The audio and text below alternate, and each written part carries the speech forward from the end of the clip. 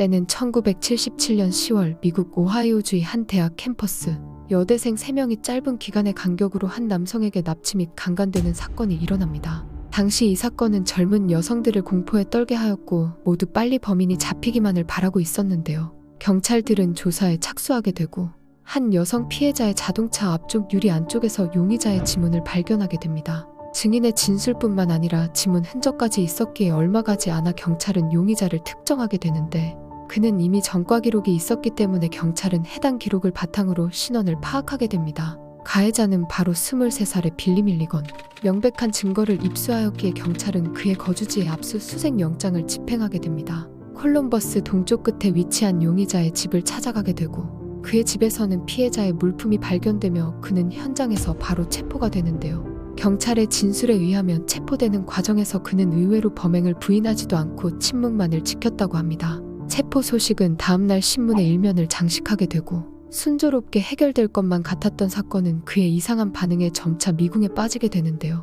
당시 범인은 체포 이후 본인이 무슨 짓을 저지른 건지 대체 무슨 일이 있었던 건지 몰라하며 상당히 혼란스러워하는 반응이었다고 합니다. 180cm의 건장한 체격이었던 그는 겁먹은 듯한 반응을 보이며 자신의 이름은 빌리가 아니라 댄이라고 하였습니다. 이미 명백한 증거를 입수한 상태에서 경찰은 그가 시간을 끌려고 하는 것으로 생각했다고 하죠. 그런데 여기서 이상한 점이 하나 더 발견됩니다. 피해자들이 공통적으로 진술하였던 내용이 있었는데 범인의 눈이 좌우로 매우 심하게 떨렸다는 것.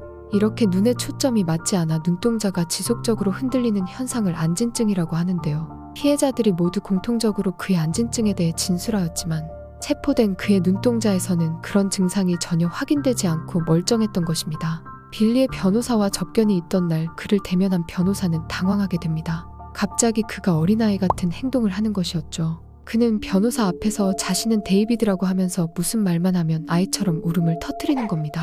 그리고 본인은 8살이라고 말하는데요. 이후에도 그의 이상한 점들은 계속해서 나타납니다. 취조를 할 때마다 다른 사람이 된 것처럼 행동하는 것인데요. 8살에 데이비드라고 했던 그는 갑자기 유고슬라비아 억양으로 나는 데이비드가 아니라 레이건이다라고 말합니다. 난폭한 성향의 그는 벽에 붙어있던 변기까지 뽑아내는 괴력을 보여주었다고 하는데요. 그리고 깨진 파편으로 손목을 그으려고 하는 등 매우 강한 공격성을 나타냈다고 합니다. 그 이후에도 높은 전문 지식을 겸비한 박사 수준의 인격이 나타나거나 구속복을 쉽게 풀어버리는 손기술을 가진 인격 등 계속해서 여러 개의 인격이 나타나는데요. 탈출의 전문가였던 타미는 실제로 구속복을 풀고 자물쇠를 쉽게 푸는 것을 일부러 보여주면서 본인의 재능을 과시하기도 하였고 크리스틴이란 3살의 어린 여자의 인격이 나타나면 그는 무서워하며 구석에 숨어서 눈치를 보곤 했다고 합니다. 처음에는 수사에서 빠져나가기 위한 연기로 생각했으나 수시로 극적으로 바뀌는 모습에 좀 더 면밀하게 조사해보기로 하죠. 변호인은 빌리의 정신감정을 요청하였고 사우스웨스트 정신병원의 법심리학자인 도로시 터너가 그 일을 맡게 되는데요. 그녀는 매번 인격이 바뀌는 그를 검사하기 위해 여러 번 방문하여 이야기를 나누었지만 검사 결과에 전혀 일관성이 발견되지 않아 혼란스러워했다고 합니다. 빌리에게 여러 번의 신체 검사와 심리 검사를 진행했지만 매번 결과가 심할 정도로 달랐다고 하는데요. IQ 검사에서는 발달 지연 수준의 낮은 지능에서부터 천재적인 수준의 높은 IQ까지 결과는 매번 다양하게 나오게 됩니다. 한 번은 뇌전도기 검사라는 뇌파 검사를 진행하는데 사람은 이론적으로 3가지 유형의 뇌파를 갖고 있고 그것은 연령에 따라 변하기도 한다는데요. 빌리의 뇌파 검사 결과는 그의 실제 나이보다 훨씬 어린 뇌파가 나왔다고 하죠. 전문가는 이런 경우 기기에 문제가 있거나 빌리의 뇌가 상황에 따라 다르게 작동하는 것 외에는 설명할 수 없다고 합니다. 인격이 전환되면 앉는 것부터 다르게 앉고 억양이나 모든 것이 극적으로 달라졌다고 하는데요. 그리고 그의 인격이 전환될 때에는 눈동자가 뒤집히거나 빠르게 움직이면서 파르르 떨리는 증상을 보였다고 합니다. 물론 이러한 빌리의 행동을 의심하는 입장도 있었습니다. 빌리가 정신질환으로 인한 무죄를 받기 위해 일부러 다중인격인 척을 하고 있다는 것이죠. 결국 진실인지 판단하기 위해 각계의 전문가들이 모여 빌리를 별도로 자리에 불러 앉히고 회의를 하게 됩니다. 그곳에는 실제로 다중인격을 치료한 사례를 갖고 있는 윌버 박사도 있었죠.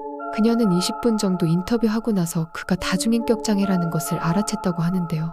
몇 초 만에 갑자기 앉는 자세가 바뀌면서 다른 나라 억양을 사용하는가 하면 몸짓, 자세, 목소리 모든 것이 다 달라지는 것을 실제로 보고 그 자리에 참석한 모두가 믿을 수밖에 없었던 거죠. 어린아이나 난폭한 성격은 연기로라도 할 수 있겠지만 실제 그 공부를 한 것과 같은 지식과 말투, 심지어 몸의 증상까지 바뀌는 것은 믿을 수가 없을 정도였습니다.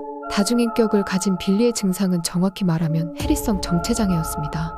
해리성 정체장애가 있는 사람들의 특징은 자기도 모르게 어떤 일을 저지르고 있고 어떤 장소에 갑자기 있게 된다던가 기억에 연속성이 없는 것이 특징이라고 합니다. 빌리의 경우 이러한 증상을 모두 겪고 있었는데 하지만 빌리의 인격은 다중인격인 것을 전혀 인지하지 못하고 있었고 알려주는 것도 쉽지 않았다고 합니다. 그리고 조사하는 과정에서 실제로 빌리의 인격을 불러내기가 매우 쉽지 않았었다고 하는데요. 보통 다중인격은 이론적으로 다른 인격이 나타나면 또 다른 인격들은 그것을 인지하지 못하여야 한다고 합니다. 즉, 각 인격들이 서로의 존재에 대해 몰라야 한다는 것이죠. 하지만 이 인격들 중에서도 가장 많이 나타나는 자가 있었는데 그의 이름은 아서. 영국식 억양을 완벽하게 구사하고 지능이 뛰어난 그는 독단적이고 자기중심적인 성향을 보였는데요. 말을 할 때 항상 손을 삼각형 모양으로 만드는 특징이 있었다고 합니다. 빌리의 몸을 가장 많이 지배하고 대장 역할을 하던 아서의 진술에 따르면 본인이 인격들을 통제할 수 있으며 누가 그 자리에 나타날지 사라질지를 정한다고 합니다. 실제로 일부 인격들은 그 안에 다른 인격들의 존재에 대해 인지를 하고 있었다고 하는데요. 특히 본체인 빌리의 인격에 대해서는 지금 자고 있다고 대답하였으며 아서와 레이건이 그를 나오지 못하게 재웠다고 말합니다. 그러던 어느 날 당시에 범행을 자백하는 인격이 나타나는데요. 그의 이름은 에이들라나였으며 여성이었습니다. 놀라운 건 실제로 이 인격이 나타나자 눈동자가 떨리는 안진증 증상이 나타났다는 거죠. 레즈비언이었던 그녀는 범행을 인정하면서도 자신은 사랑이었다고 말하는데요. 본인의 범행에 대해서는 뉘우치고 있었지만 이를 알게 된 아서가 그녀의 인격을 소멸시켜버렸다고 합니다. 그렇게 계속 치료를 받던 어느 날 처음으로 빌리 밀리건 본인의 인격이 나타나게 되는데요. 그는 마치 처음 접하는 듯한 당시의 상황에 대해 매우 당황해했고 자신이 살아있는 게 맞냐면서 죽은 줄 알았다고 진술합니다.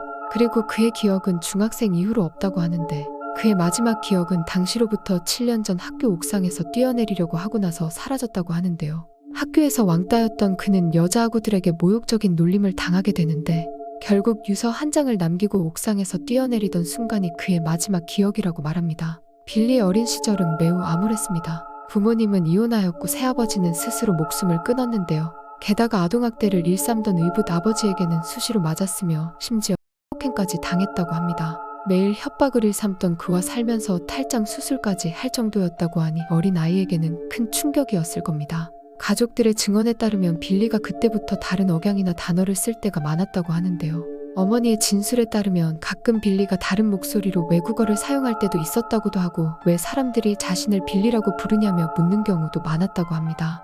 그리고 본인이 무엇을 했는지 기억을 전혀 못하는 등 이상 증상이 반복되어 14살에 처음 정신병원 검사를 받게 되는데요.